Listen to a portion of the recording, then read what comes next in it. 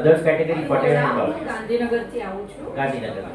પેશનમાં મારું હું retired teacher છું અને અત્યારે ક્લાસીસ ચલાવું છું. એજ્યુકેશનલ રાઇટર પણ છું, ડાયજેસ્ટ લખું છું. સરસ. આજે હું તમારા સમક્ષ એક મારી સ્વયંલિખિત કવિતા પઠન કરવા જઈ રહી છું, જેનું શીર્ષક છે ભારતમાં સ્ત્રી. દીર્ઘ દ્રષ્ટિને સાહસ કરી છોડી ચાર દિવાલો આપી હાર ભુલાવી કહેવત નહીં કહેવાય હવે સ્ત્રીની બુદ્ધિ પગની પામી. કર્યું સાહસ થયું સાબિત. કેમ ભૂલાય મેરી કોમને, મેડમજી કામાને. લાવી જાગૃતિ મહિલાઓમાં બદલી દુનિયા જેણે, એવા ટેરેસાજી કેમ ભૂલાય. કર્યા સાહસ આપી સાબિત. મળ્યું સ્થાન કવિની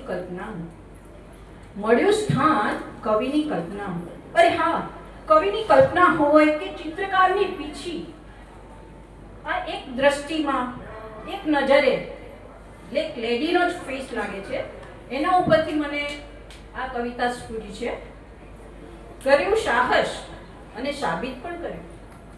ચિત્રકારની પીછી હોય કે કવિની કવિતા, દરેકની કલાકૃતિમાં સ્ત્રીને કેટલું પ્રાધાન્ય. વાહ ભગવાન તારી માયા મીન્સ સ્ત્રી. ઈશ્વર તારી કૃપા મીન્સ સ્ત્રી. તારી લીલા છે અપરંપાર. લીલા શબ્દની માયા જાણવા પણ સ્ત્રીને કેટલું પ્રાધાન્ય. વાહ શક્તિ. એમાં પણ સ્ત્રી સહજ ભાવના. બુદ્ધિ શક્તિમાં સ્ત્રી. એમાં પણ સ્ત્રી સહજ ભાવના.